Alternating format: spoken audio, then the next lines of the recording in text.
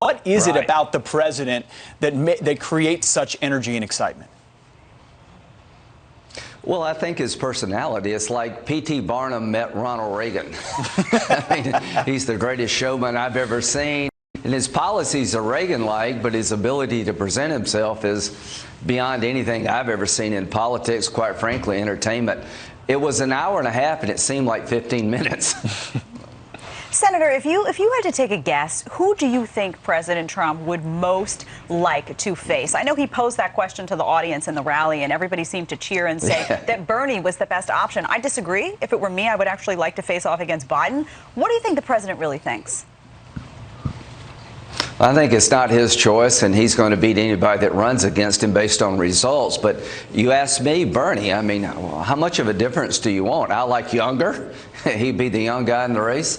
He'd be the normal person in the race. He would be the American capitalist in the race. He'd be the commander-in-chief. Can you imagine Bernie Sanders being commander-in-chief? Can you imagine Bernie sitting down with communist China? What would happen if you had a socialist negotiating with a communist? What kind of deal would you get? Sounds like the start of a great joke, actually, Senator. It's a great point. There's so many. You just stay tuned. If it's Bernie, I've got a lot of good stuff. So, in your state, you felt the temperature last night in the arena. Who's going to take South Carolina? Is it going to be Trump, or will it be one of these many Democratic people? One of the Democrats there, or is it going to be Trump? The president by he'll win by double digits in South Carolina, and Joe Biden will win the primary. Joe's a good guy. I've known Joe Biden for a long time, traveled all over the world with him. He's a very decent guy, and African-American support is strong for Joe Biden. He'll win South Carolina. I just don't think Joe has the juice to catch up to Bernie. I think it's Bernie's to lose. Senator, the president mentioned it. He referred to you a couple of times, the idea of Republicans voting in the Democrat primary. It's an open primary. I mean, is that a real thing? Is that done en masse? Will it have an impact? Well, it's always talked about. It's seldom executed. I doubt if it will, to be honest with you. I think the primary is going to be 60% African-American, and Joe Biden will win because James Clyburn, the African-American congressman, is beloved in South Carolina, and Joe's beloved by the African-American community. And, socialism doesn't sell to anybody much in South Carolina. Black, white, tall, short, libertarian, vegetarian. We're not socialist in South Carolina, no matter where you go to church or the color of your skin. So bottom line is Biden wins Saturday, and I think Bernie begins to run away with it Tuesday, unless Bloomberg can pull a rabbit out of the hat. Senator, you mentioned Bernie Sanders as commander-in-chief. Right now, President Trump is, and we just signed a historic peace deal. Yeah. We covered it on this program. Your reaction to that deal and its ramifications? Let's give it a try. 18 years is a long time, but you got to remember why we still talk about Afghanistan, Major. You were over there. I met you over there. Yep. The class you taught, Pete. I wonder where those folks are today, but that's the place where the Al-Qaeda was invited in by the Taliban as their honored guest to attack us. Without a safe haven in Afghanistan, there'd be no 9/11. But let's give it a chance. What I'm looking for is peace with honor, peace with security, and I'll believe it when I see it, but I want to applaud the president for getting the Taliban to the table.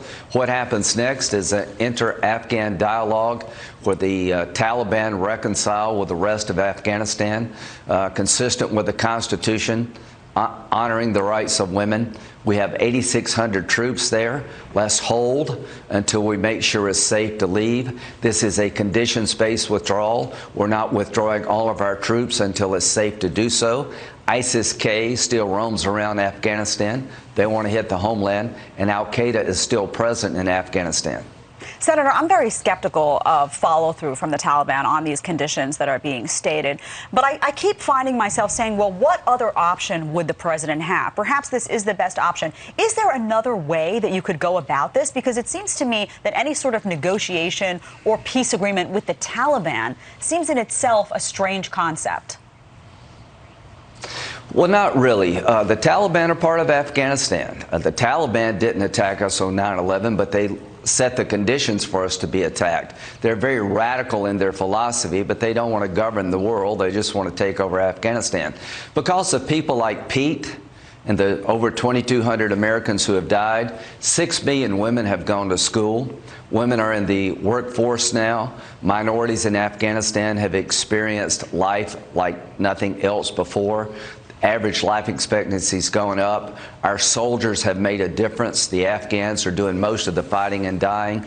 The Afghan women and all those who love them will never throw them back under the bus of the Taliban. So here's what's going to happen. We're going to have a negotiation with the Taliban, who's at 15% approval, with the rest of Afghanistan. I'm looking for a reconciliation that protects the rights of women, and I'm looking for a residual American force to stay in Afghanistan for a long time to make sure that ISIS-K and al-Qaeda never come back. There are more threats to the homeland in Afghanistan than there are in Germany, Japan, and South Korea combined.